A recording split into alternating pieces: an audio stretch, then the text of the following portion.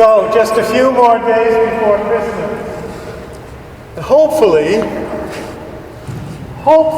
by now you've finished your Christmas shopping and writing your Christmas cards, and maybe you'll have just a little time to actually be quiet and savor the season and expectation of Christ's coming, and prepare your heart in silence for His coming.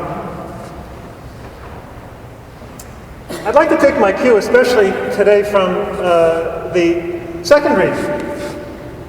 We have a fascinating passage here, an adaptation of Psalm 40 that the letter to the Hebrews quotes and actually puts on the lips, interprets as being what Jesus said at His coming into the world. It says, when He came into the world, and then it quotes the Psalm, sacrifice and offering you wished, you willed not, but you formed a body for me.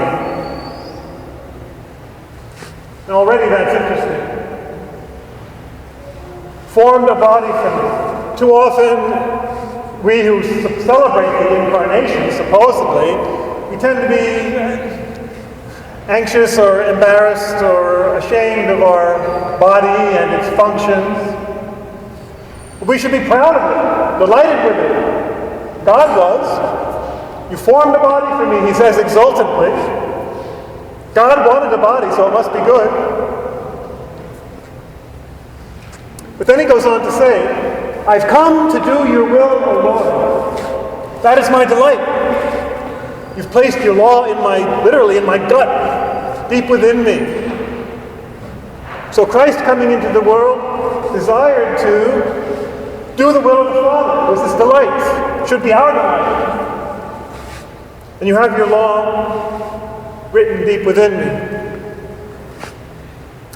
But it's very interesting that the Greek version of that psalm, which of course the letter to the Hebrews quotes, written in Greek, has that phrase, He formed a body for me.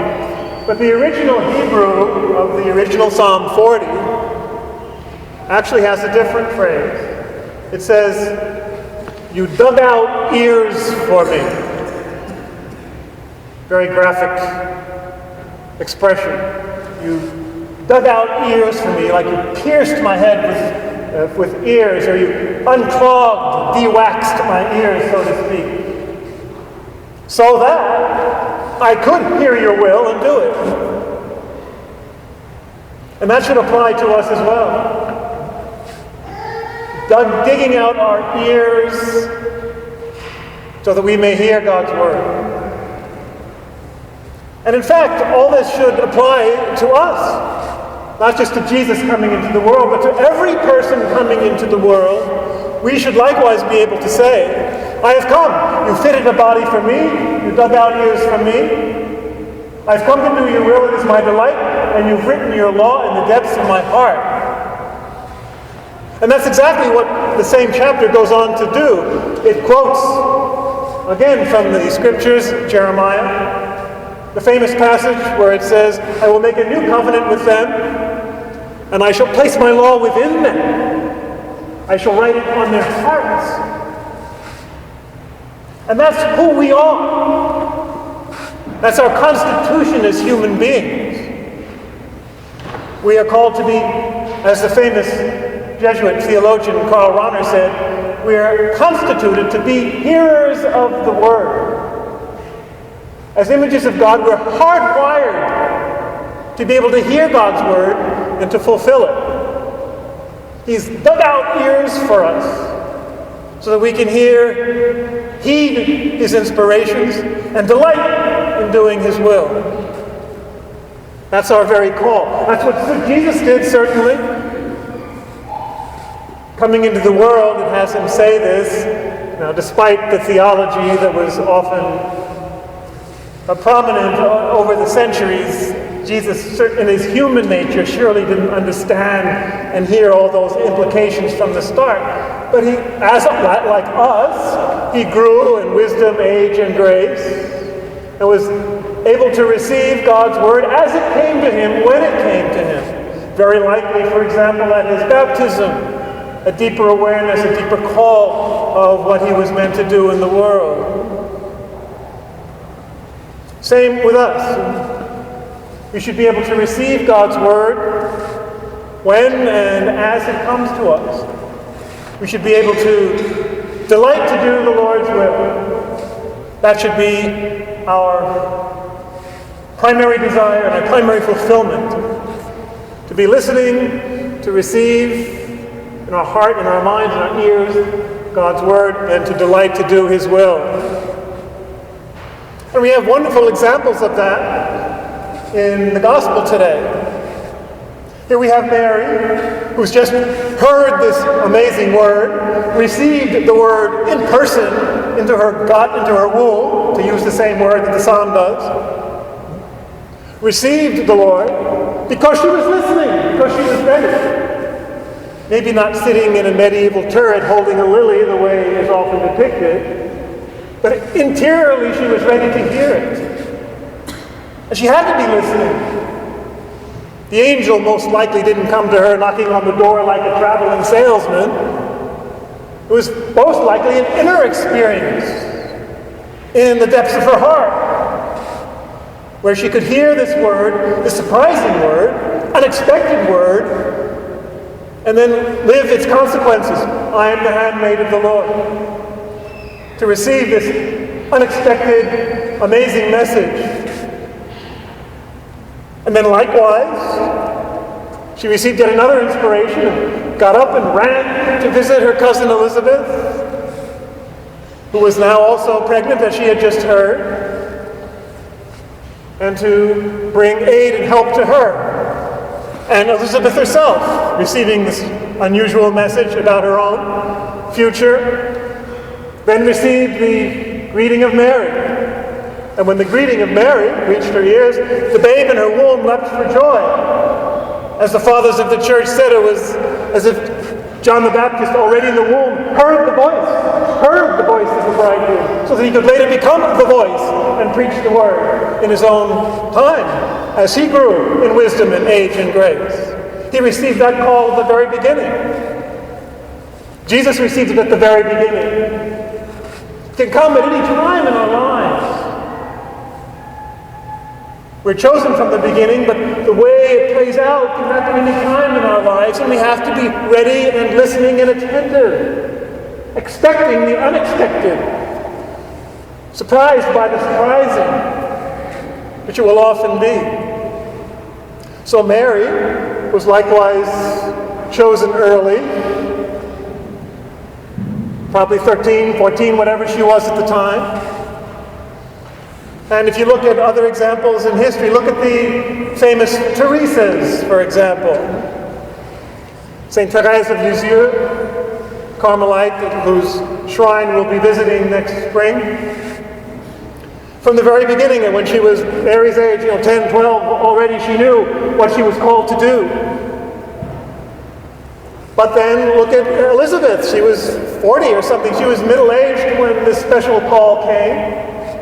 The other Teresas, St. Teresa of Jesus, St. Teresa of Avila, or Mother Teresa, they were middle-aged too. Both of them. They were later in life, they were already nuns, but then they received a further call, an unexpected call, to do something new and surprising and different.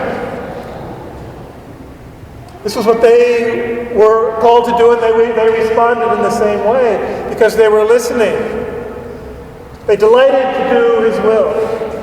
Your law is written in my heart, and it's there that I receive and there that I hear it. And this should be true of each one of us. As I say, each one of us is sent into the world with all that's necessary to do God's will and to find our delight in finding our destiny. Or as the psalm says, strengthen the one you have chosen, the man of your right hand. The man you have strengthened. The Son of Man is literally the phrase. Jesus was the Son of Man. We're all children of men. We're all children of the human race. Each one of us is called in a special way. So let's be attentive to this. Let's become more aware of our call, of who we really are in God. can even apply the beautiful first reading, not only to the Messiah, to the Son of Man, but to every son of man, son of woman, every human being that comes into the world. It says that his days, his origins are from of old, from the days of eternity. Yes, in a special way, Jesus, but it's true of us too. God has chosen us uniquely and preciously from the days of eternity, from before we were born, from the beginning of before creation. He knew us and chose us as precious in his eyes and sent us into the world uniquely to do our unique and irreplaceable function, to find our delight in discovering who we truly are and fulfilling his will and his kingdom. And the beautiful last phrase of today's reading, he will be peace. Yes, the Prince of Peace, Jesus. He who is our peace, as St. Paul tells the Ephesians. But it's true, it should be true of each one of us as well. You shall be peace. That's what we're called to be and to do in this world.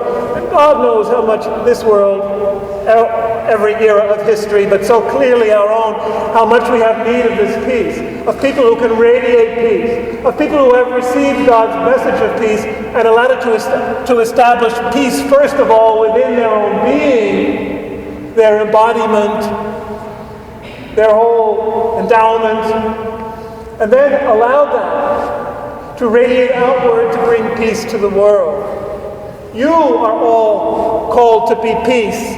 All of us are called to be peace. Blessed are the peacemakers. They shall be called children of God. They shall see God, the pure of heart, those who've been transformed by this message of peace. So you should be peace. Peace in your families, especially at the holiday season. Be peace in your homes. Be peace in your communities.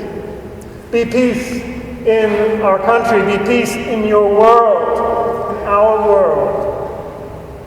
God has chosen you from before creation to be precious in his sight, to hear his word, to become peace for all. So never sell yourself short.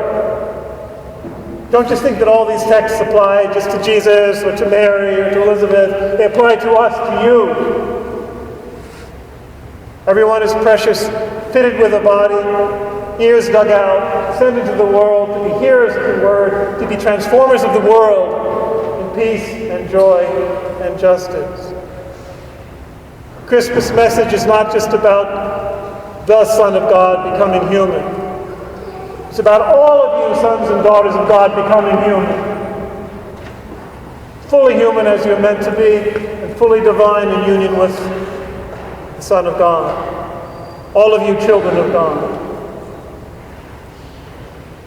So let's be listeners, hearers, receivers of that word, so that we can become that word of peace to the world.